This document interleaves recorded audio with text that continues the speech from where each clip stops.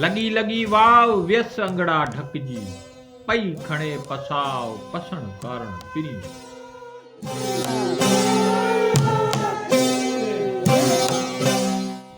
हिन मुद मारू सनरा जियाए जालीन चारियो लंब लतीफ चए वाघिन विहारीन।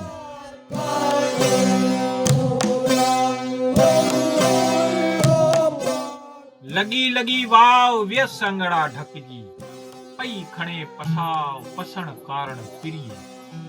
दोस्तों अज वाघिन जी भिट ते वेठा आहियूं। वाघिन जी भिट ज़िले सांगड़ जे पेरूमल शहर जे भरसां इन भिट ते वेठा आहियूं।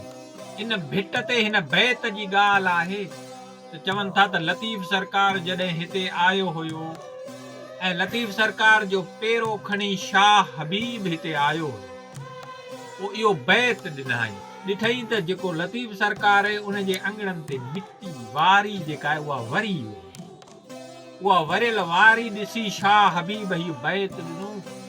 हिन बैत जी पहिरीं सिट ॾिनी त लगी लगी वाव व्यस अंगड़ा ढकी। लतीफ़ सरकार जाग थी करे जवाब ॾे थो त पई खणे पसाव पसण कारण पिरी। इन बैत जे बारे में आहे त इहो बैत लतीफ़ सरकार हिते ॾिनो। इहा बि ॻाल्हि मशहूर आहे त लतीफ़ सरकार हिते बार बार ईंदो रहियो। हिते हर जुमे जी राति ख़मीस जी शाम राग थींदो। लतीफ़ सरकार जो राग तंबूर हिते जेको लतीफ़ सरकार जे आगुर में थींदो आहे ख़मीस जी शाम जुमे जी राति हिते इहे राग लतीफ़ सरकार जे राग जा आलाप तव्हांखे सुञण में ईंदा। हिन वाघिन जी भिट जे बारे में सुर मारुई सुर सारंग में भी जिक्र आहे त केटाए काए वाघिन विहारी।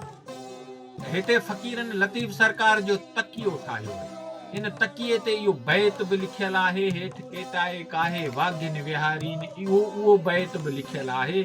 उहो बैत बि तव्हां ॾिसो इहा ई जाइ आहे, इहो ई वण आहे, इहो ई ॼार ई खबड़ जो वण आहे जंहिंजे हेठां मशहूर आहे त लतीफ़ सरकार जे अंगणनि मथां इतई इन्ही जाइ ते वारी वरियल हुई।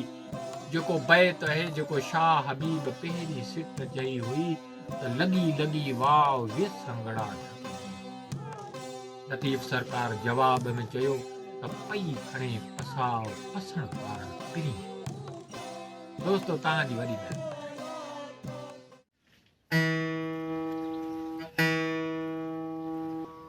लगी लगी वाव व्यस अंगड़ा ढकजी पई खणे पसाव पसण कारण पिरीअ जे।